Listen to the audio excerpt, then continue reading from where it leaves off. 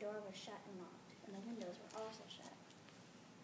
Yet every morning when the king came to check on his daughters, their shoes were worn through, and so they had been dancing all through the night and into the morning. The king was very puzzled at this, and sent out a decree into the land that who could ever solve this mystery would receive his daughter's hand in marriage of their choosing. Well, one day in this kingdom, there was a young adventurer who was traveling along the road, and he met an old woman on the side. He gave her his cloak and some food, and the old woman told him he was very kind and generous. She asked him where he was going, and he told her that he was going to the castle to try and solve the mystery. I always do like a good riddle, he told her. Well, when you get to the castle, you must not drink any of the wine that the princesses give you, for it will put you off the job and to sleep. Then she gave him an invisibility cloak to help him on his journey. Once the young adventurer finally reached the castle, he told the king he was here to solve the mystery. The king was very pleased and had his bedchamber set up right away. The princesses gave him wine, but the young adventurer did not drink it, for he knew it would put him to sleep.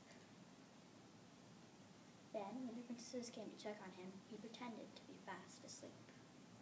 Once they left, he put on his invisibility cloak and headed down to the princess's bedchamber.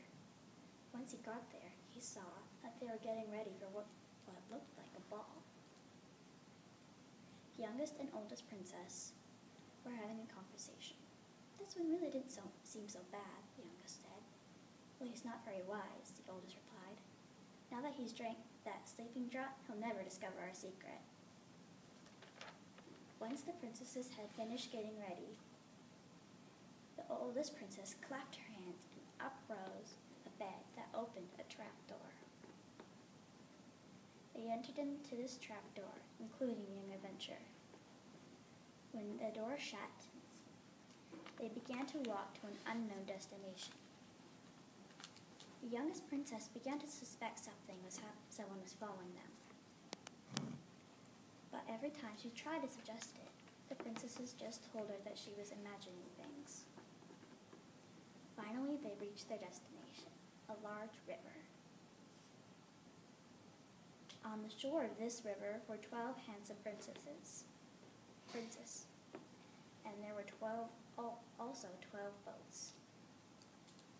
They loaded into the boats and rowed across. The young adventurer hopped into one of the boats. They finally reached the middle of the river, where stood a large, magnificent, beautiful castle. Inside of this castle, once they entered, they found a large, beautiful ballroom. Here they danced all through the night and into the morning, when their shoes were worn quite through. The young adventurer stole a golden chalice as proof of his visit. Then they loaded back into the boats and rowed across. Once they reached the shore, the young adventurer ran back to his bedchamber, and when the princesses came again to check on him, he was fast asleep.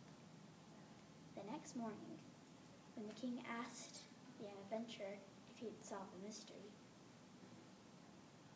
the young adventurer replied with his story of his visit to the large castle, the opening trapdoor, and large, magnificent castle. Well, the king replied, now the question is, which one of my daughters will you marry? The young adventurer was very puzzled and could not decide. He looked puzzledly at the princesses, but still could not decide. I'd like to marry him, the youngest princess spoke up. He seems nice, and I much prefer adventuring to dancing anyway. And so they were married, and there was a large wedding ceremony. And all of the kingdom danced all through the night and into the morning when their shoes were worn quite through.